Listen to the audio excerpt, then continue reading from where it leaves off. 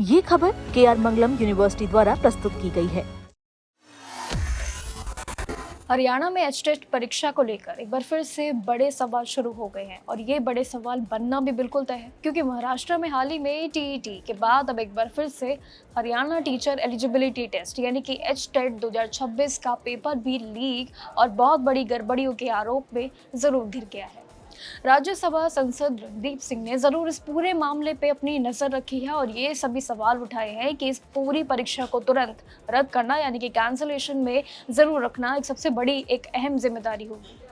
ये कहना एक सबसे बड़ी लापरवाही में सालों की मेहनत को हजारों उम्मीदवारों के भविष्य पर दाव लगाना ये सबसे बड़ी गलती होगी। ये परीक्षा 4 और 5 जुलाई 2026 को पीआरटी, टीजीटी और पीजीटी रूल्स के लिए हुई थी। और ये एक तरफ देखें तो board of school education Haryana ने ये लेवल 3 की पीजीटी की जो परीक्षा है ये प्रोविजनल आंसर की भी अपनी ऑफिशियल वेबसाइट bach.org.in पे जारी भी कर दी है। लेकिन दूसरी तरफ नजरिया अलग है। इसे कैंसिल करने की सबसे बड़ी मांग लगातार तेजी से बढ़ रही है। रणदीप सिंह का ये दावा भी है कि 4 जुलाई को हुई पीजीटी परीक्षा के दौरान कई एग्जाम सेंटर्स पे ऐसी अजीब और एक बड़ी गड़बड़ियां देखने को मिली, लेकिन इसके लिए फैसला लेना जरूरी है।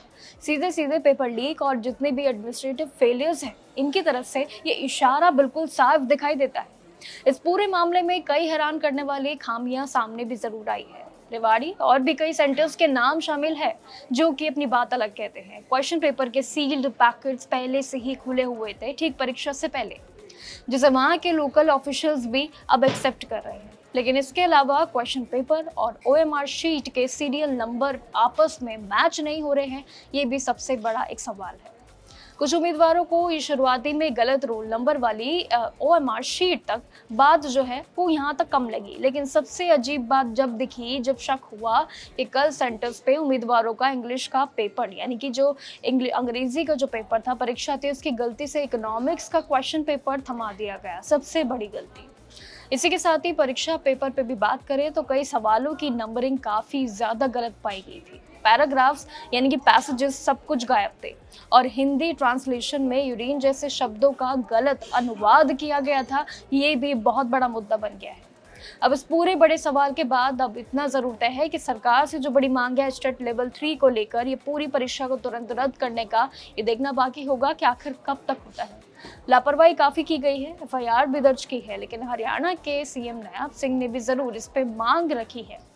हालांकि हरियाणा बोर्ड या सरकार की तरफ से अभी तक कोई भी इस पे ऑफिशियली बयान नहीं आया है, लेकिन इतना जरूरत है जब इतनी बड़ी गड़बड़ियां हैं तो उसके चलते एग्जामिनेशन को रोकने की सबसे बड़ी जिम्मेदारी जो है ये वाकई में एक बहुत बड़ा एक फैसला होगा जो अभी आने वाले समय में या कुछ घंटों में आ जरूर सकता है। अब इतने सारे पेपर लीक के मामले ठीक नीट से शुरू हो चुके हैं। नीट का भी ये पहली बार नहीं था कि नीट पेपर जो है लीक हुआ है, लेकिन इससे पहले भी कई दावे थे जो नीट इस बार पहली बार नहीं बल्कि नीट के कई सालों से शिकायतें हैं नीट पेपर लीक को लेकर। लेकिन इसके बाद अब लगातार जिस तरीके से हर एक पेपर लीक की बातें सामने आ रही है, इससे बच्चों के भविष्य, एस्पिरेंट्स के भविष्य पर सबसे बड़े सवाल यही उठते हैं कि क्या वो अपनी प्रिपरेशन को दोबारा से रिपीट कर पाएंगे।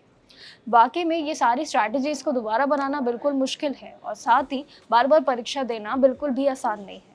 अभी देखना बाकी होगा कि हरियाणा की कहीं ये परीक्षा भी रद्द होती है। बाकी सभी परीक्षाओं की तरह कमेंट सेक्शन में अपनी राय जरूर दीजिएगा कि आखिर आने वाला भविष्य क्या कहता है एजुकेशन का। नमस्कार।